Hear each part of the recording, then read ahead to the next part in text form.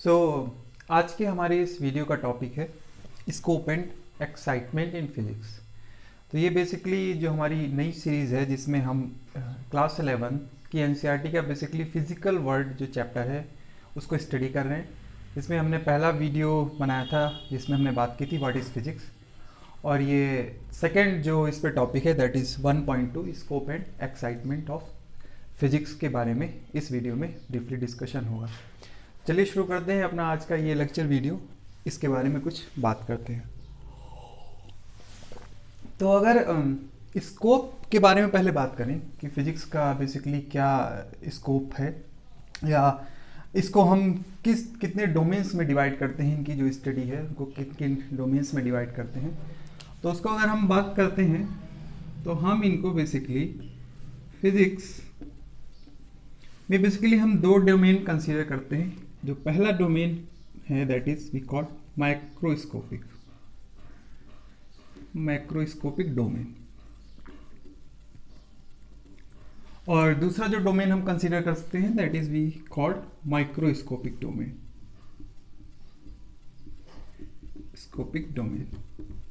तो ये दो डोमेन बनाने की हमें ज़रूरत क्यों पड़ी?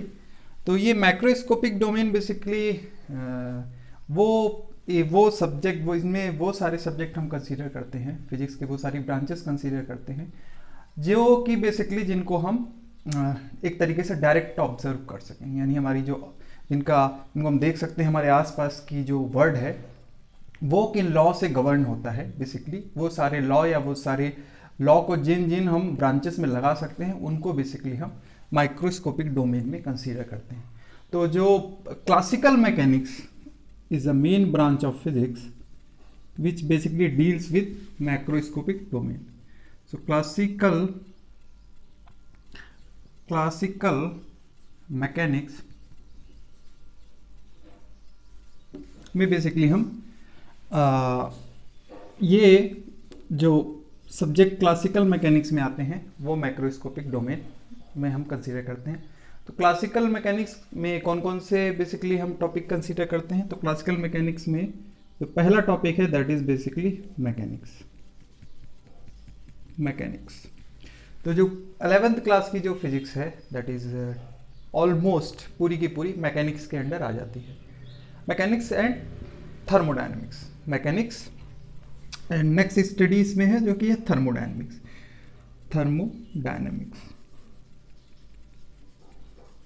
इनका स्टडी बेसिकली क्लासिकल मैकेनिक्स में आता है। मैकेनिक्स में बेसिकली क्या क्या हम कंसीडर करते हैं मैकेनिक्स में? जैसे law of motions and rigid body dynamics and Newton's law of gravitation and elasticity. So these are basically the topics, the chapters which we will study in this mechanics portion, और जो कि आता है classical mechanics के अंदर। उसी तरह thermodynamics में जो बेसिकली ये भी 11th क्लास की सेकंड बुक का ही ये पूरा का पूरा एक चैप्टर है। तो थर्मोडायनेमिक्स में बेसिकली हम हीट की डायनेमिक्स की स्टडी करते हैं। इसमें बॉडी नहीं मूव करती है, उसमें बेसिकली हीट के मोशंस के बारे में बात करते हैं, यानी किसी बॉडी के जो इंटरनल एनर्जी, उसका टेम्परेचर, उसकी एंट्रोपी वगैरह के वेरिएशंस का स्टडी थर्मोडायनेमिक्स में हम करते हैं। सो ये भी क्लासिकल मैकेनिक्स के अंडर आता है, इस डोमेन के अंदर आता है जो कि मैक्रोस्कोपिक डोमेन है। तो कुल मिला के जो क्लास 11th में जो हम पढ़ेंगे वो बेसिकली मैक्रोस्कोपिक डोमेन ही रहेगा। माइक्रोस्कोपिक डोमेन हमारा क्लास 11th में नहीं है। पर ऐसा नहीं है कि माइक्रोस्कोपिक डोमेन्स में सिर्फ यही दो हैं जो क्लास 11th में आप स्टडी करेंगे। इसके अलावा माइक्रोस्कोपिक डोमेन में आता है बेसिकली इलेक्ट्रोमैग्नेटिज्म का जो थ्योरी है, इलेक्ट्रोमैग्नेटिज्म का जो थ्योरी है।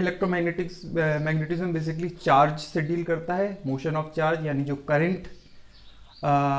करंट का जो कॉन्सेप्ट है वो इलेक्ट्रोमैग्नेटिज्म है।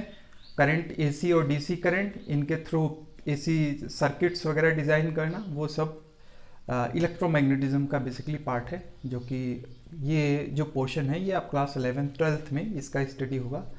और साथ ही साथ माइक्रोस्कोपिक डोमेन यानी क्लासिकल मैकेनिक्स के अंडर एक और टॉपिक आता है that we called optics.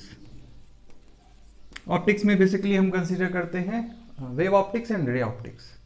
Ray optics develop की थी न्यूटन ने और वेव ऑप्टिक्स डेवलप की हाइगेंस ने। तो ये बेसिकली ये इतने हमारे जो सब ब्रांचेस हैं they basically comes under this microscopic domain which deals by classical mechanics. ये सारा का सारा स्टडी कैसा है, क्लासिकल स्टडी बोलते हैं हम इसको, क्लासिकल मैकेनिक्स। ओके, तो माइक्रोस्कोपिक डोमेन में अगर हम आए तो माइक्रोस्कोपिक डोमेन बेसिकली जो डील करता है वो क्वांटम मैकेनिक्स डील करता है। Quantum mechanics, quantum mechanics deal करता है इस माइक्रोस्कोपिक डोमेन में। और क्वांटम मैकेनिक्स का बेसिकली जो जितने भी चैप्टर्स हैं they are basically in your 12th, modern physics भी हम इसे बोलते हैं। तो क्वांटम मैकेनिक्स में बेसिकली हम पढ़ेंगे इसमें द स्ट्रक्चर ऑफ एटम, यानी स्ट्रक्चर ऑफ एटम, एटम का स्ट्रक्चर या एटम की जो फिजिक्स है, एटॉमिक फिजिक्स बेसिकली हम कहें, वो आती है बेसिकली क्वांटम मैकेनिक्स के अंदर। तो एटॉमिक फिजिक्स वही जो आपने पढ़ा होगा अब तक, थोड़ा थोड़ा आपको रदरफोर्ड का जो मॉडल है बेसिकली, और ये Bohr's model of atom, hydrogen atom वगैरह, ये सब का स्टडी है इसमें। और इसके बाद क्वांटम मैकेनिक्स में कंसीडर करते हैं हम इस माइक्रोस्कोपिक डोमेन में न्यूक्लियस की स्टडी, और इसके अलावा फंडामेंटल एंड एलिमेंट्री पार्टिकल्स का study. Fundamental and elementary particles such as electron, proton, neutron and photons, इन सब का इंटरेक्शन और इन सब पार्टिकल्स की स्टडी बेसिकली, ये सारा का सारा आता है क्वांटम मैकेनिक्स यानी माइक्रोस्कोपिक डोमेन, यानी बहुत सब एटॉमिक पार्टिकल्स की अगर हम बात करें तो वो कंसीडर होते हैं इस वाले डोमेन में। तो ये एक ब्रीफ स्केच है फिजिक्स का बेसिकली, कि कैसे हमने फिजिक्स को दो डोमेन्स में डिवाइड किया। अब ये डोमेन्स की डिवाइड करने की हमें ज़रूरत भी इसलिए पड़ी क्योंकि जो लॉ क्वांटम मैकेनिक्स में अप्लाई होते हैं वो क्लासिकल मैकेनिक्स में नहीं होते हैं। यानी क्लासिकल मैकेनिक्स में जो लॉ लग जाते हैं हमारे न्यूटन्स लॉ या ग्रेविटेशनल लॉ, ये वो सब लॉ यहाँ पे जाके अप्लाई ईजिली नहीं होते।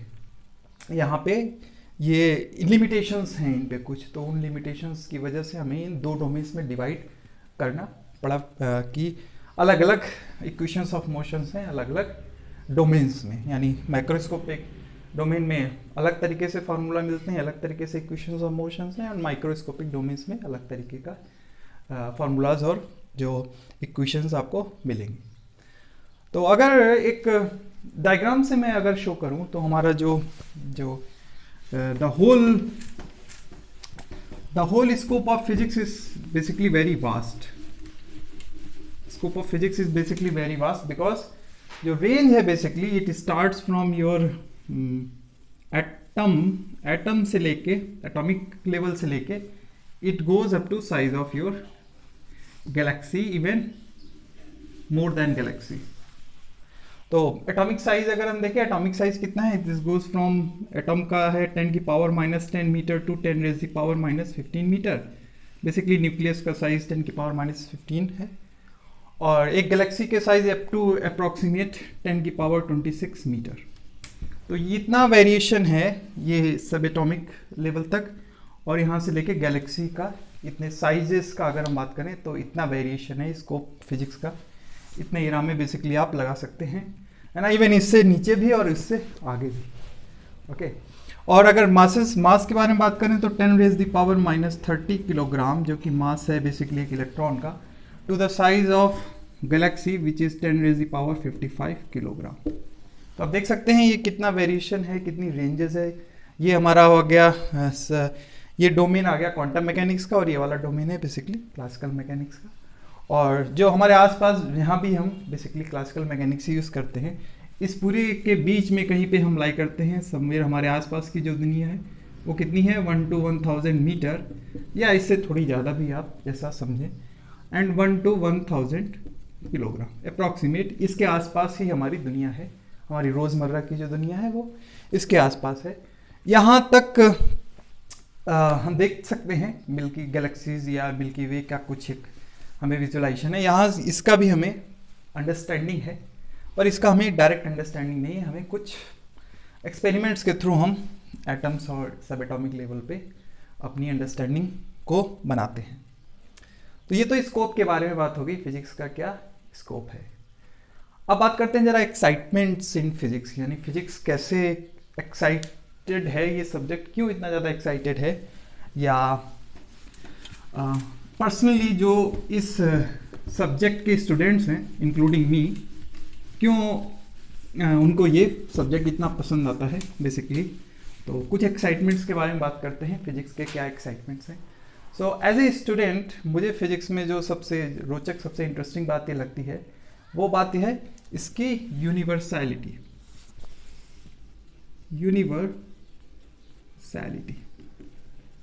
Of physics. तो ये एनसीईआरटी टेक्स्ट बुक में भी पहला पॉइंट ये दिया है स्कोप ऑफ फिजिक्स में, एक्साइटमेंट ऑफ इन फिजिक्स में, कि जो लॉज हैं फिजिक्स के दे आर यूनिवर्सल। और ये बात मुझे भी बहुत पसंद है, यानी कि किसी भी जगह की ज्योग्राफिकल पार्ट अलग अलग हो सकता है, वहाँ का हमारे ज्योग्राफी के अकॉर्डिंग हमारा बायोलॉजिकल प्रोसेस भी अलग हो सकता है, और हिस्ट्री किसी जगह की अलग हो सकती है। हर जगह क्या बोलते हैं आपके प्लेसेस टू प्लेसेस आपकी हिस्ट्री भी वेरी करती है, पर जो फिजिक्स के लॉ हैं दे आर सेम। यानी ग्रेविटी यहाँ भी आप पे वर्क कर रही है, किसी और प्लेनेट पे जाएंगे तो भी ग्रेविटी वर्क करेगी, क्योंकि वो जो प्रॉपर्टी है बेसिकली, जो फंडामेंटल प्रॉपर्टी है, वो ऐसे नहीं बदलती। जो फिजिक्स के लॉज हैं दे आर यूनिवर्सल, वो हर जगह एक्ट करेंगे। यानी अगर हीट जा रही है कोल्ड बॉडी से हॉट बॉडी से कोल्ड बॉडी की तरफ, अगर हीट जा रही है, तो ऐसा नहीं है कि आप किसी और प्लेनेट पे जाएंगे तो कोल्ड बॉडी से हॉट बॉडी की तरफ हीट जाने लगेगी। ओके, तो इस तरीके के जो फंडामेंटल लॉज हैं हमारे फिजिक्स में, दे आर बेसिकली यूनिवर्सल, वो हर जगह सेम रहते हैं। तो ये बहुत ही इंटरेस्टिंग बात है, यानी ये एक्साइट कर सकती है बहुत सारे लोगों को, बहुत सारे की।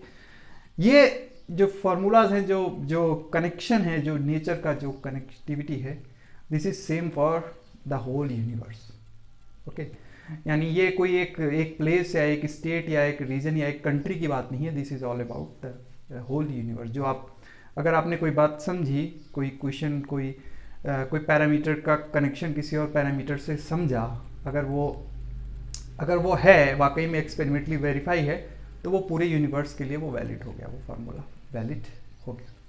तो this is very excited point कि physics is universality of physics के बारे में ये इंटरेस्टिंग पॉइंट है। इसके अलावा बहुत सारे स्टूडेंट्स हैं जिनको थ्योरेटिकल फिजिक्स में काफ़ी इंटरेस्ट होता है, थ्योरेटिकल ब्रांच ऑफ फिजिक्स, यानी उनके फार्मूलाज को बनाना, मैथमेटिकली बनाना, उनकी मैथमेटिक्स लिखना, थिंक करना, अपनी जो ब्रेन की लेबोरेटरी है उसमें एक्सपेरिमेंट करना और उससे कंक्लूजन और रिजल्ट निकालना, और एक थ्योरेटिकल इक्वेशन बनाना, जो कि एक थ्योरेटिकल फिजिसिस्ट का वर्क होता है। सो काफ़ी सारे स्टूडेंट्स को थ्योरेटिकल फिजिक्स में इंटरेस्ट होता है, और कई सारे स्टूडेंट्स को थ्योरेटिकल पोर्शन में ना इंटरेस्ट लेके उन्हें एक्सपेरिमेंट करना अच्छा लगता है। तो that's another branch of physics that's we called experimental physics. तो एक्सपेरिमेंटल फिजिक्स में भी काफ़ी लोग इंटरेस्ट लेते हैं, वो नए नए डिवाइसेस बनाते हैं। अप्लाइड फिजिक्स का पार्ट भी एक्सपेरिमेंटल फिजिक्स में आता है, और ये भी एक अच्छा फील्ड है फिजिक्स में, जिसमें आप एक्सपेरिमेंट्स करते हैं, और काफ़ी एक्साइट करता है बहुत सारे लोगों को। तो ये कुछ बात हो गई इसके एक्साइटमेंट के बारे में कि क्या क्या चीज़ें आपको एक्साइट करती हैं फिजिक्स में। इसके अलावा थ्योरेटिकल और एक्सपेरिमेंटल फिजिक्स के अलावा जब फिजिक्स के रेगुलर जो इसका जो काफ़ी प्रोग्रेस हो, अच्छे से इसमें डेवलप करे ये टॉपिक, ये सब्जेक्ट, इसके लिए जो दो बातें बहुत इंपॉर्टेंट हैं। एक तो पहली ये कि that is we called qualitative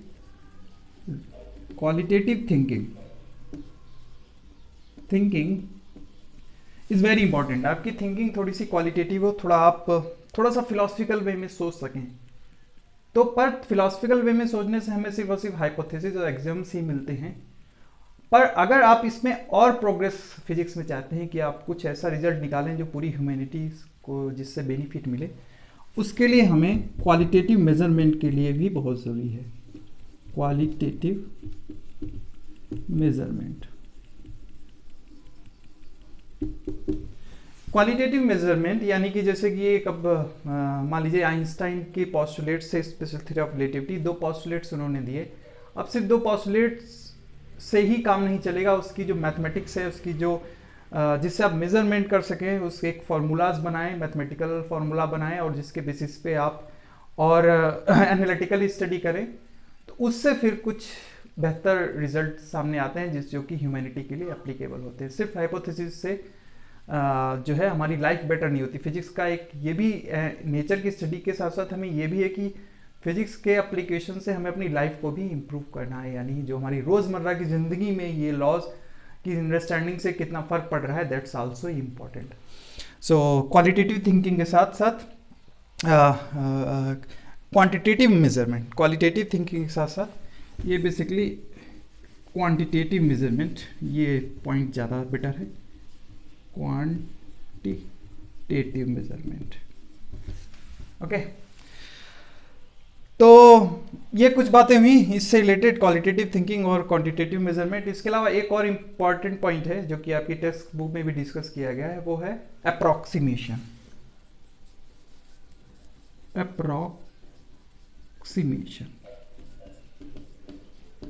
approximation तो फिजिसिस्ट जो हैं, या ये बोलें कि फिजिक्स में हम अप्रॉक्सीमेशन को भी कंसीडर करके चलते हैं। अप्रॉक्सीमेशन को कंसीडर क्यों करते हैं? क्योंकि अप्रॉक्सीमेशन इसलिए लेके चलना इंपॉर्टेंट है ताकि आप जो फैक्ट है, जो इसेंशियल फीचर है, उस पर आप फोकस कर सकें।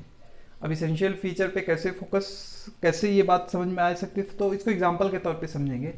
मान लीजिए आप एक स्टोन और एक कागज़ का टुकड़ा लेते हैं और उन दोनों को ड्रॉप करते हैं, तो क्या होगा? आप कहेंगे आप ये तो कॉमन सी बात है, जो स्टोन है वो पहले गिर जाएगा, कागज़ जो है वो धीरे धीरे नीचे जाएगा। पर ऐसा एयर रेजिस्टेंस की वजह से हो रहा है। अगर आप एयर अप्रॉक्सीमेशन नहीं कंसीडर करेंगे, आप उस एयर रेजिस्टेंस को हमेशा कंसीडर करेंगे, तो अब जो इसेंशियल फीचर है, जो बेसिक लॉ है, उससे आप चूक जाएंगे।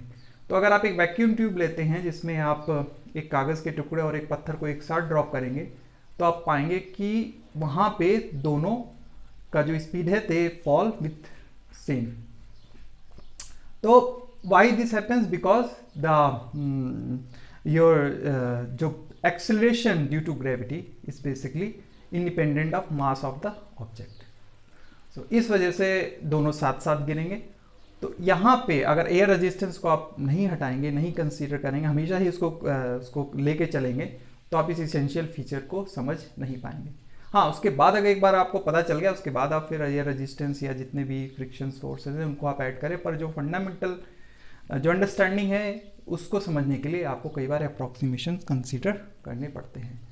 सो ये था जो टॉपिक हमारा, scope and excitement in physics, जिस पे हमने आज अपने इस वीडियो में बात किया। तो आई होप ये टॉपिक आपके लिए हेल्पफुल रहा होगा। क्लास 11th का बेसिकली ये टॉपिक है। इसके बाद जो नेक्स्ट टॉपिक है उसको फिर हम अपने अगले वीडियो में इसको कवर करेंगे। इस वीडियो में इतना ही। अपनी राय, अपने सुझाव ज़रूर बताएं।